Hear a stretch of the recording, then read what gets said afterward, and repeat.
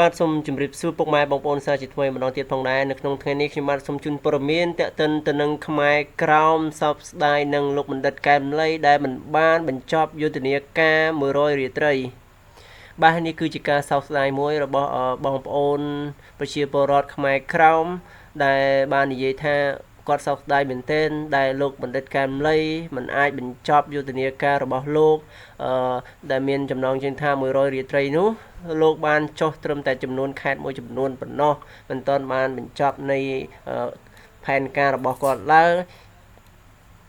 ដូច្នេះហើយគាត់មានការសោកស្ដាយដែលបាត់បង់រូបបណ្ឌិតកែមលីបាទដូច្នេះខ្ញុំសូមរាយការណ៍ព័ត៌មានដូចតទៅដែលតាក់ទងទៅនឹងលោកបណ្ឌិតកែមលីបាទហើយមរណភាពរបស់លោកបណ្ឌិតកែមលីបានធ្វើឲ្យប្រជាពលរដ្ឋខ្មែរក្នុងនិងក្រៅប្រទេសមានក្តីរន្ធត់និងសោកស្ដាយស្រណោះអាឡោះអាល័យលោកជាពន់ពេកសម្រាប់ប្រជាពលរដ្ឋខ្មែរក្រោមវិញមិនថាខ្មែរក្រោមនៅកម្ពុជាឬក៏ឯនាយសមុទ្រឡើយសុទ្ធតែសម្ដែងនៅការសោកស្ដាយចំពោះការបាត់បង់បញ្ញវន្តដែលគេចាត់ទុកថាជាបណ្ឌិតសម្ដីមាសរូបនេះលើសពីនេះទៀតខ្មែរក្រោមបានយល់ថាការបាត់បង់លោកបណ្ឌិតកែមលីគឺជាការនាំយកទៅជាមួយនៅឯកសារស្រាវជ្រាវស្ដីពីដែនដីកម្ពុជាក្រោមដែលបណ្ឌិតកែមលីគ្រងចងក្រងក្នុងយុទ្ធនាការ100រាត្រីរបស់លោកហើយខ្មែរក្រោមចាត់ទុកថាការបាត់បង់លោកបណ្ឌិតកែមលីថាជាការបាត់បង់កញ្ចក់ទើបដែលនឹងអាចជួយឆ្លុះបញ្ចាំងពីស្ថានភាពជាក់ស្ដែងរបស់ប្រជាពលរដ្ឋខ្មែរនៅដែនដីកម្ពុជាក្រោមឲ្យមនុស្សទូទៅបានដឹងតាមរយៈរបាយការណ៍ដែលលោកគ្រងសរសេរក្រោយការស្រាវជ្រាវ100រាត្រីរបស់លោកបាទឲ្យលោកបណ្ឌិតកែមលីមិនមែនទៅតែចាប់អារម្មណ៍នឹងរឿងរ៉ាវរបស់ខ្មែរក្រោមនៅពេលដែលលោកចាប់ផ្ដើមធ្វើយុទ្ធនាការ100រាត្រីនោះទេប៉ុន្តែកាលពីពេលដែលលោកនៅរស់លោកតែងតែបង្ហាញមុខជាហូហែនៅក្នុងពិធីឬការជួបជុំនានារបស់ខ្មែរក្រោមជាក់ស្ដែងលោកតែងតែចូលរួមក្នុងពិធី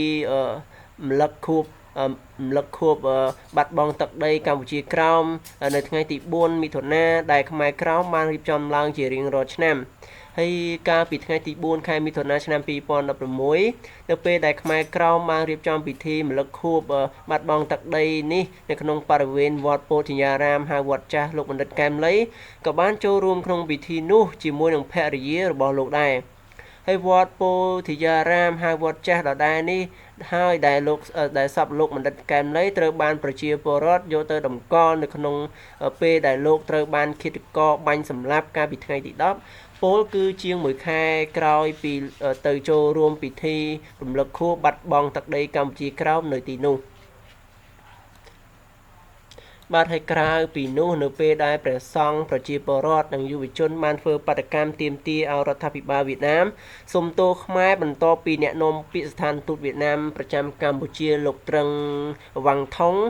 បាននិយាយបំភ្លៃប្រវត្តិសាស្ត្រដែលថាដែនដីកម្ពុជាក្រោមកាលពីខែមិថុនាឆ្នាំ2014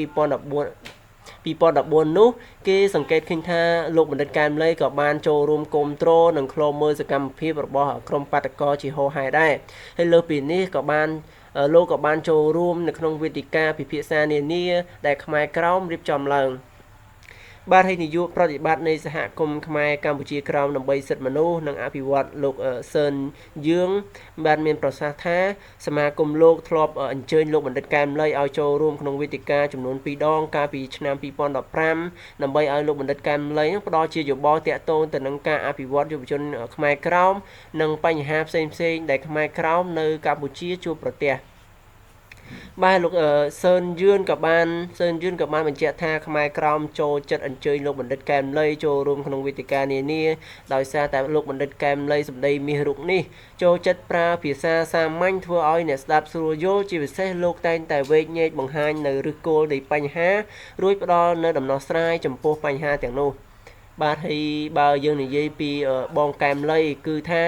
គាត់សាមញ្ញបំផុតគឺយើងតាក់តងគាត់ថាពេលណាគាត់អត់មានរវល់គាត់នឹងអញ្ជើញមកពេលនោះហើយគាត់ក៏មិនទាមទារអ្វីពីយើងដែរបាទហើយជាលក្ខណៈមួយដែលយើងទទួលស្គាល់ហើយគាំទ្រនិងស្រឡាញ់រូបគាត់ត្រង់កន្លែងហ្នឹង បានឲ្យលោកសើងយឿនបានឲ្យដឹងទៀតថា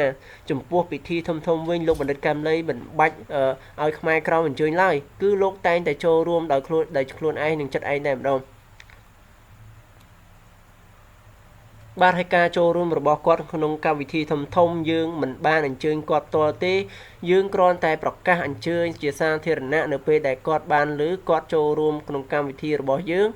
ហើយដូចយើងបានកត់សម្គាល់ឃើញអញ្ចឹងគាត់ជាមនុស្សមួយតែសាមញ្ញនិងស្រឡាញ់ទូទៅគាត់មិនប្រកាន់ថាខាងណាខ្មែរលើខាងណាខ្មែរក្រោមឬខ្មែរកណ្ដាលទេឲ្យតែថាខ្មែរគាត់អញ្ជើញចូលរួមជាមួយយើងដោយរីករាយ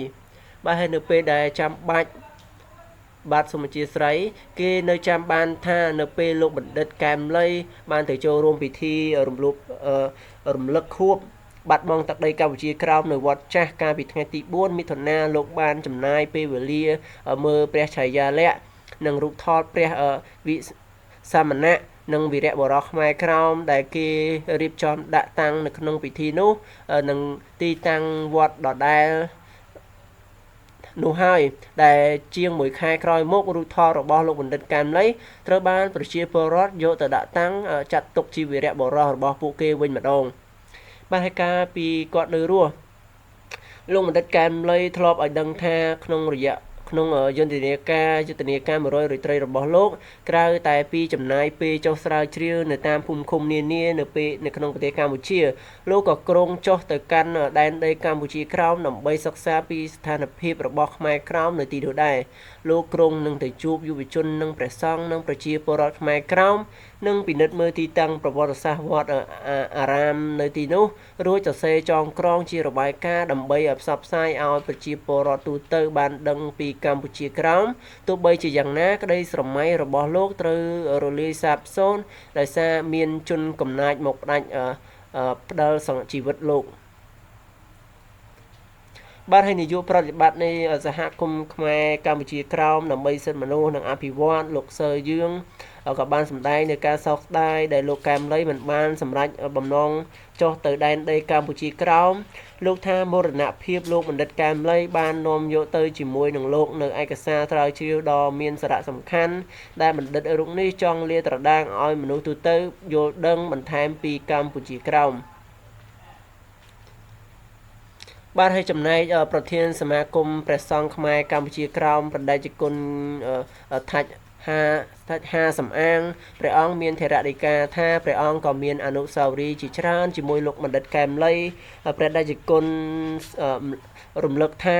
កាលពីបណ្ឌិតកែមលីនៅរស់ព្រះអង្គតែងតែទូរស័ព្ទទៅរកបណ្ឌិតកែមលីដើម្បីសុំយោបល់នៅពេលដែលខ្មែរក្រោមមានបញ្ហាហើយនៅពេលដែលខ្មែរក្រោមមានគម្រោងការធ្វើអ្វីមួយព្រះអង្គឲ្យដឹងដែរថាតាមពិតសមាគមខ្មែរព្រះសង្ឃខ្មែរកម្ពុជាក្រោមថែមទាំងបានរៀបចំអញ្ជើញលោកបណ្ឌិតកែមលីឲ្យជួយធ្វើជាក្រុមប្រឹក្សាអភិបាលរបស់សមាគមទៀតផងប៉ុន្តែគួរឲ្យសោកស្ដាយលោកត្រូវគេបាញ់សម្លាប់បាទព្រះដេចគុណថាច់ហាសំអាងចាត់ទុកថាការបាត់បង់លោកបណ្ឌិតកែមលីជាការបាត់បង់ភ្នែកទឹកកញ្ចក់ទឹករបស់សម្រាប់បាទសូមអធិស្ឋានកញ្ចក់ទឹកសម្រាប់ឆ្លុះបង្ហាញឲ្យឃើញដើរទៅលើផ្លូវត្រូវនៅលើលោកបណ្ឌិតគឺច្រើនណាស់ហើយបើបណ្ឌិតនៅយើងដឹងរឿងច្រើនមានន័យថាគាត់នឹងស្រាវជ្រាវគាត់នឹងស្វែងយល់សិក្សាឲ្យស៊ីជម្រៅច្បាស់លាស់សម្រាប់មកបង្ហាញឲ្យខ្មែរហើយនឹងខ្មែរកម្ពុជាក្រោមយល់កុំឲ្យស្រពេចស្រពិលហើយជាប់ពាក់ព័ន្ធនឹងរឿង100រាត្រីនេះដែររហូតមកដល់និយាយថាទៅចង់ទៅសិក្សាភូមិនៅកម្ពុជាក្រោមទៀត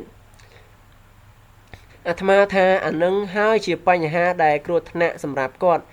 គំនិតរបស់អាត្មាការចុះទៅសិក្សា100ភូមិ100រាត្រីគឺគ្រោះថ្នាក់ធំណាស់សម្រាប់លោកបណ្ឌិតកែមលីបន្ទាប់រឿងកោះបាទសូមអធិស្ឋានបន្ទាប់មករឿងកោះរឿងអីហ្នឹងអាត្មាគិតថាវាជារឿងធំណាស់រឿងនឹងហើយដែលជារឿងដែលជាប់ពាក់ព័ន្ធអាចឲ្យគេធ្វើឃាតលោកបណ្ឌិតបាទហើយតាមការយល់ឃើញរបស់ព្រះអង្គព្រះសង្ឃប្រជាជនមួយអង្គដែលគាត់បាននិយាយថារឿងដែលតាក់ទងនឹងខ្មែរកម្ពុជាក្រោមហើយរឿងកោះរឿងអីហ្នឹងអាចជាមូលហេតុមួយដែរដែលអាចឲ្យគេសម្លាប់លោកបណ្ឌិតកែមលីបាទហើយសូមអានជាបន្តទៀតបើទោះបីជាជនកំណាចបានផ្ដាច់សង្ខារលោកបណ្ឌិតកែមលីតែពាក្យពេចន៍ផ្ដែផ្ដាំរបស់លោកចំពោះខ្មែរក្រោមមិនបានស្លាប់ទៅជាមួយលោកទេ ប្រតិជនថាច់ហាសំអាងមានធរៈដីកាថាបណ្ឌិតកែមលីតែងតែណែនាំឲ្យខ្មែរក្រមស្រឡាញ់គ្នាជាពិសេសត្រូវខិតខំពង្រឹងសមត្ថភាពឲ្យបានគ្រប់គ្នាពេលនោះហើយដែលលោកថាខ្មែរក្រមអាចសម្រេចវាសនារបស់លោករបស់ខ្លួនឯងបានបាទហើយប្រដាជគុណថាច់ហាសំអាងដដែលនោះក៏បាននិយាយបន្តទៀតថាសូមអធិស្ឋានក៏បានមានធរៈដីកាបន្តទៀតថានឹងធ្វើតាមគាត់ទី1គាត់បានផ្ដល់សង្ឃឹមថាខ្មែរក្រមមានសង្ឃឹមនឹងទាមទារវិញបានត្រឹមមិនត្រឹមសិទ្ធិសម្រេចវាសនាដោយខ្លួនឯងមិនត្រឹមតែសិទ្ធិសេរីភាពរបស់ប្រជាជនថែមទាំងទាមទារបានវិញនៅទឹកដីកាលណាដែលយើងព្យាយាមយើងតស៊ូអនុសាសន៍ទី2គាត់បាននិយាយថាឲ្យយើងខំរៀនសូត្រឲ្យបានច្បាស់ពីសង្គមប្រវត្តិសាស្ត្រកុំឲ្យយើងធ្វើអ្វីមួយមិនបានយល់ដឹងមិនបានចេះដឹងអ្វីទៅវាមិនឈ្នះគេទេអញ្ចឹងអ្វីដែលយើងទទួលបានយើងគិតថាជាសម្ដីមាសមួយដែលយើងមានសង្ឃឹមកាលណាដែលខ្មែរក្រមមានការតស៊ូខ្មែរក្រមពោពេញទៅដោយអ្នកប្រាជ្ញបណ្ឌិតបាទហើយនេះហើយគឺជាការសោកស្ដាយរបស់បងប្អូនខ្មែរក្រមផងដែរទាំងព្រះសង្ឃទាំងប្រជាជនខ្មែរក្រមមួយចំនួនមានការសោកស្ដាយលោកបណ្ឌិតកែមខ្លីជាខ្លាំងហើយការស្លាប់ទៅរបស់លោកបណ្ឌិតកែមលីក៏មិនអាចវាថាក៏គាត់មិនអាចឲ្យភ្លេចនៅសម្ដីមាសរបស់លោកបណ្ឌិតកែមលីដែលបានផ្ដែផ្ដាំទាំងប៉ុន្មានដល់ជូនដល់ពួកគាត់ផងដែរឲ្យមានការតស៊ូឲ្យមានការរៀនសូត្រចេះដឹងឲ្យកាន់តែខ្លាំងដើម្បីទាមទារនៅសិទ្ធិសេរីភាពនិងទឹកដីកម្ពុជាក្រៅមកវិញពីយួនកំណាចផងដែរបាទសូមអរគុណច្រើនសម្រាប់ការតាមដានរបស់លោកអ្នកតាំងពីដើមរហូតមកដល់ទីបញ្ចប់សូមជួយ Subscribe នៅ Channel ខាងក្រោមនេះផងដើម្បីទទួលបាននៅព័ត៌មានថ្មីៗជាបន្ត